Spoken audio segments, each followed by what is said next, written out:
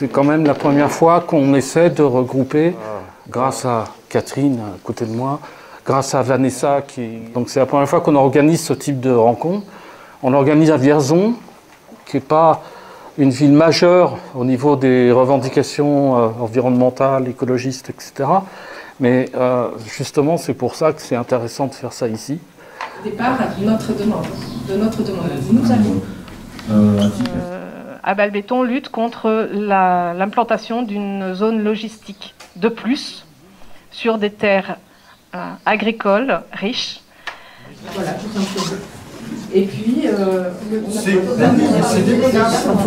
pas la première fois qu'on reçoit des menaces contre les plateformes logistiques sur mer. Excusez-moi, on va aller sur cette association qui est partie au conseil départemental et le nouveau maire. Mais en observant les divers mouvements créés depuis quelques années sur la région centre, on a constaté que dans beaucoup de villes et de communautés d'agglos, des citoyens se mobilisent contre des projets comme celui prévu à Vierzon, avec un point commun, lutter contre le développement incontrôlé des transports routiers et l'artificialisation des terres. Classique. C'est justement notre condition de petit pousset qui nous a qualifiés pour inviter des associations plus anciennes et plus puissantes. L'objectif était de partager l'expérience et les bonnes pratiques, tout ce qui fait la vie de ces associations, car il y a plus d'idées dans plusieurs cerveaux que dans un seul. En effet. Être orienté. C'est un collectif d'une coordination, La Loire Vivra. Contre une porcherie industrielle dans le sud de l'Indre. Merci. Donc Lionel et Fabien, on vient d'Amboise, donc en Indre-et-Loire.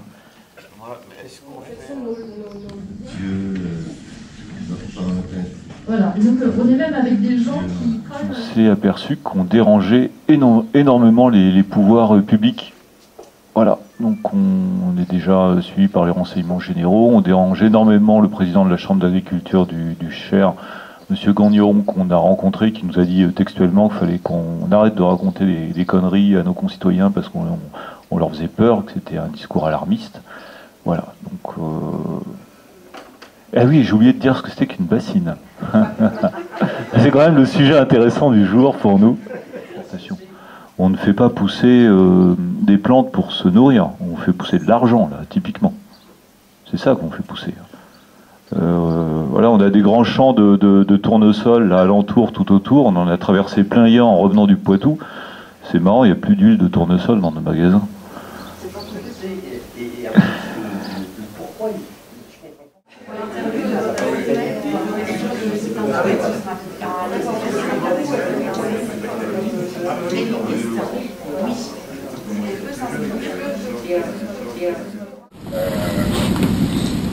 Comment réorienter des stratégies, notamment celle de DevOps, mais aussi finalement de l'établissement foncier public, plutôt dans le prisme de transformation, même on dit plus transformation, nous on dit plutôt bifurcation écologique, pour être un peu plus radical compte tenu des urgences.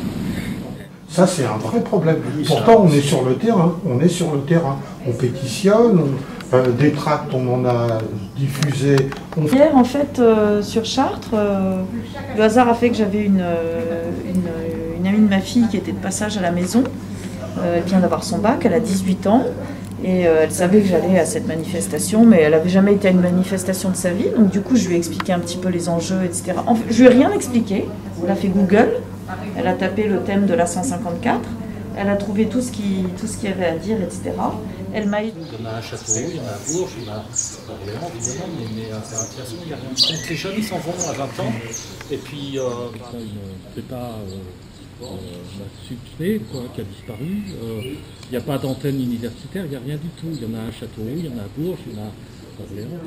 Ouais, maintenant j'ai les routes. Officiel libre. Libre. Ouais, open source. Qui permet notamment justement de partager. La deuxième idée de cette cartographie, c'était au-delà de ça. Et cette association se bat contre un projet de développement d'une ZAC qui s'appelle la ZAC de la Croix des Vallées.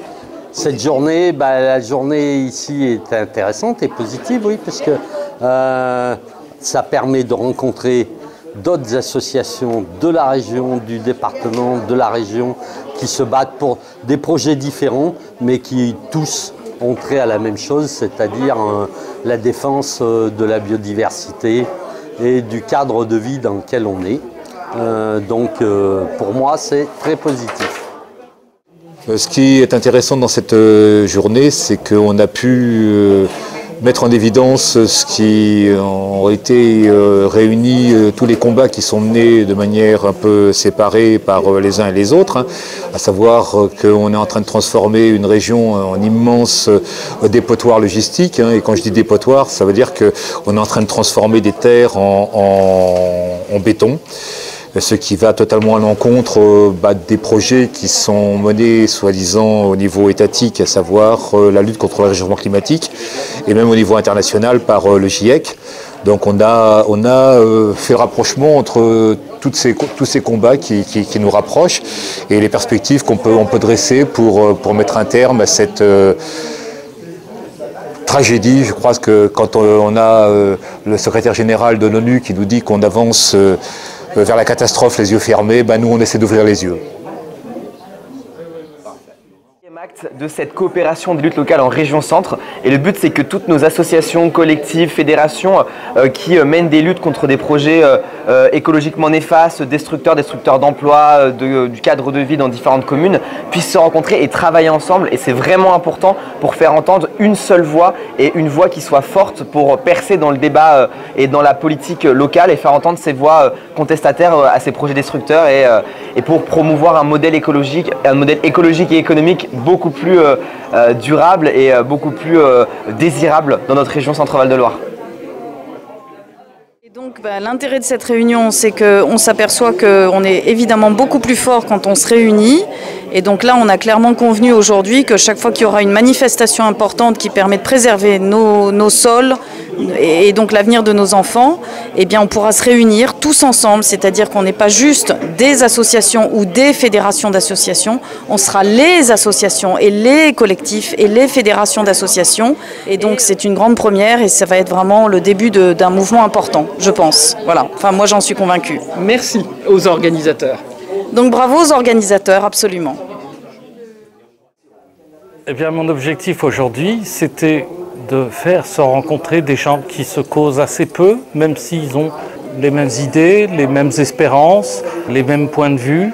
C'est assez rare finalement qu'on arrive à se rencontrer en dehors des grandes manifs nationales, des grands mouvements nationaux. L'objectif d'aujourd'hui, à mon sens, il est pleinement réussi dans la mesure où, de façon libre, sans contrainte, je dirais presque décontractée, et sans avoir un ordre du jour vraiment ferme, eh ben, tout le monde a réussi à y trouver son compte. Et ça me paraît très très satisfaisant, avec un plan d'action qui n'est pas défini, mais qui pourra se construire tranquillement d'ici le mois de septembre, sachant qu'on se retrouvera après certainement pour discuter pratique sur un certain nombre d'objets qui nous tiennent à cœur. Voilà.